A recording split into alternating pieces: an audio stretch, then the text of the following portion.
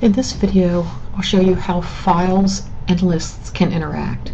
The first thing we're going to do is I've created a data file already using a separate program that has a lot of numbers in it, but I'm not sure how many. So I'm going to write a program here that will read the numbers from the file and store them in a list for me. Now, if I was just going through them once and needed to look at them as they were read in and didn't need to remember the numbers themselves, I would not need to store them in a list. Sort of like if you were reading numbers and were trying to find the average of them, you would just punch each one into the calculator and add it as you went, but you wouldn't need to write them all down. Sometimes we're going to need those numbers later to go back through the list again, or because we need them for specific purposes. So we're going to pretend like we have that need now and read from a file into a list. The first thing I've done is to get my file ready. This is from chapter 6. So I've opened my file with R for reading. The next thing I'm going to do is let the computer know that I'm going to use a list. So I'm going to create a list to hold the values from the file. I'm going to call it my nums because I'm not that creative.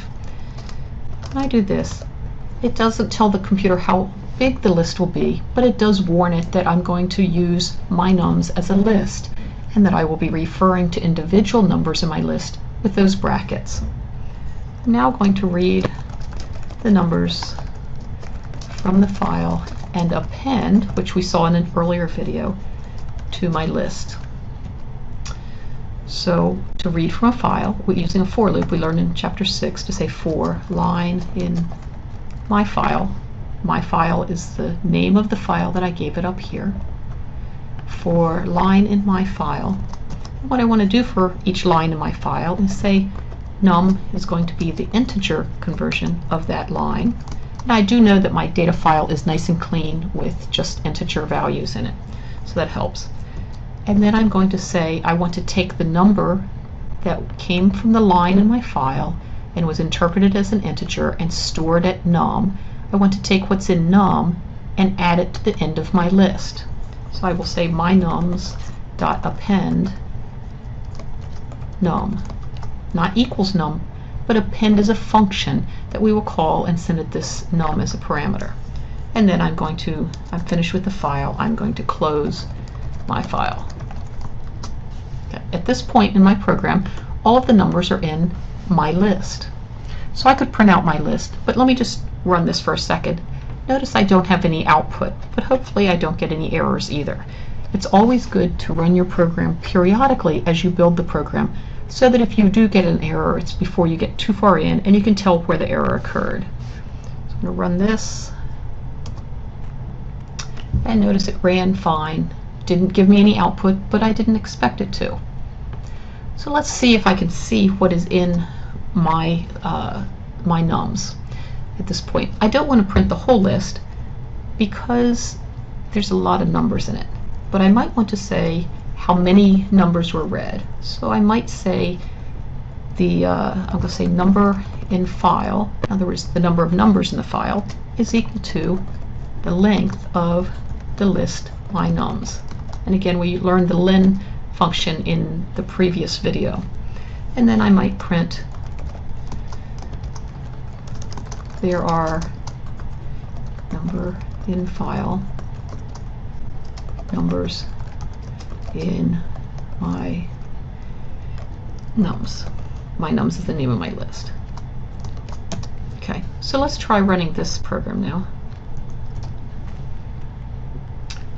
And it turns out that there are 984 numbers in my list. And that is correct, that my file actually did have 984 numbers in it. Let's add to the program here now, and let's go ahead and process the list in some way. So again, we have all the numbers in the list stored, so we can do anything we want with them.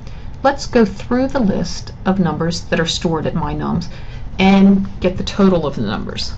So say the first thing we'll do is calculate the sum of the numbers in my list. So again, I'm going to use a loop. One thing that I would want to do before I process the list is start my sum at 0. This would just be like pressing clear on a calculator if you were getting ready to add a lot of numbers together. You would make sure that you started at 0. So I'm going to call it sum and assign 0 to it. Notice that it's outside the loop because I wouldn't keep clearing my calculator every time I added another number. I would want to clear it once and then go through the repetition of looking at a number and adding it. So again, what I want to do is for I in range. Now, I don't really know how many are in my list. I sort of do because I just ran a program to do it, but I don't want to type 984 here because I want my program to work on any file. So in case my data file changed in how many values it had, I want my program to still work. So I'll use the variable number in file, which I stored here, the number of numbers in my file there. So I have a variable to represent how many values are in my file. So I'm going to do this. Remember, if I don't put an initial value here, the range will be from 0 to 1 less than this. And that is what I want. If you are confused as to why it starts at 0, refer to the Intro to Lists video. And for each of those, what I want to do is say sum equals what sum was plus my nums sub I. Now let's think about what this means. If I say my nums sub I, I'm referring to the ith number in my list called my nums. So if there were a 7 here, I would be talking about my nums sub 7, which is actually the 8th value in my list since the subscripts start at 0. I is going to start at 0 and go all the way up to 1 less than number in file. So the first time through the loop, I is 0, and it will say sum is equal to sum plus my nums sub 0. And it will add the first item, or the 0th element, to sum. The next time through the loop, I is now 1, and it will take what's in sum, add to it my nums sub 1, which is the second value in the list, and store that at sum. And it will continue through the rest up until I is number in file minus 1, which is the subscript of the last value in my list. And after this, we will print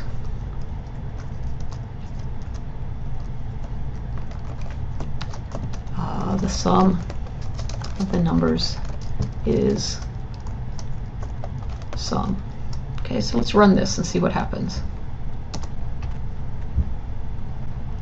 There are 984 numbers, and the sum of the numbers is 2,483,686. I'm going to trust that number. Now, some people have gotten clever, and instead of writing this line right here, instead of doing it this, there is a shortcut way in Python to say, you can say sum plus equals my nums sub I. These two lines, this line and this line, do exactly the same thing. So I wouldn't have both of them on there, but I'm going to go ahead and take this one out and run it again just to show you that we'll get the same output. It's just a shortcut way. You're not required to write the shortcut way, and certainly if it confuses you, don't do it that way, just do it the long way. If you do use it, you have to put plus equals, not equals plus. It makes a big difference. So let's run it again, see what we got. Same thing, that's a good sign. Okay, so we've done the sum of the numbers. If we wanted to find the average of the numbers, we could say average equals, we've already calculated the sum, and divide by how many there are in my list, number in file. And again, remember we calculated number in file to just be the length of my list. That tells me how many values are in there. And if I run this, it's getting a little low over there, but I do see that it's the same thing, and the average is down below. Oh, the average is calculated but not printed out. Sorry about that. I'll print. Let me scroll down here a little bit. Print the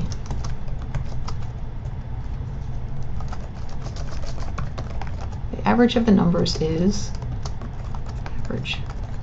This should print it out now. Let's run this. And there we go.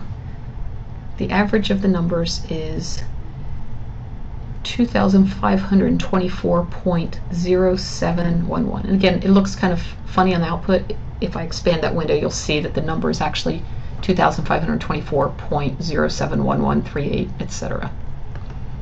Okay. I'm going to do one more thing in this video, and I'm going to assume that you understand to this point. So what I want to do is, and this will demonstrate why we have to have them all stored. So far, I could have done this program without a list, because all I'm doing, I could have added the numbers to the sum as I read them in, and I didn't have a need really to store them all individually and to keep them around for anything later. What I'm going to do now is see how many of those values are above average. Now, if I gave you a list of numbers, say I gave you a stack of index cards and each one had a number on it. If I asked you how many were above average, you would have to go through the list once to find the average, and then you would have to go through the list again to see which cards held numbers that were above the average. Because of that, you would have to store or still have those numbers available to you. That's a good indication that we need to use the list here. So I have calculated the average, and all I need to do now is go through my stack of cards, in a way, with the numbers on it, looking at each one and saying, if this one is greater than my average, I will count it. I will add one to my little counter that is counting the bigger than average numbers. So again, I have average already calculated, and I'm going to start a counter, at the very beginning, before I have looked at that stack of numbers again. I have no values that are greater than average. So I will start count at 0. Count is keeping track of how many values are greater than average. And then I'm going to go through the list again. And you should be catching on to how we go through a list here. Same as above. Okay, so I'm going to go through all the numbers in the list, and if this one, so if my nums sub I is greater than average, then I want to count it. Again, sorry about this sliding off the screen here. Then I want to add 1 to counter. I'm going to say count equals count plus 1. And again, if you want to be a shortcutter, you could say count plus plus. It does exactly the same thing as count equals count plus 1. And then I'm going to print there are count values in the list. Got to spell correctly. The list that are above average. Okay, so let's review what we've done here. We found the average, and then what I'm going to do is start a counter at 0 and go through the list. That's what this structure is here. And if the one I'm looking at, if the ith one, and remember from above, I counts from 0 to the index of the last number in the file, which is 1 less than number in file. And if this one that I'm looking at in the list is greater than average, then I'm going to add 1 to my counter, just like you would do if you did it by hand. You would look at each number, and if it were greater than average, you would add 1 or count on your fingers or whatever, but you would note that there was 1 more that was above average. So let's run this, and we'll expand the output here and see what we have.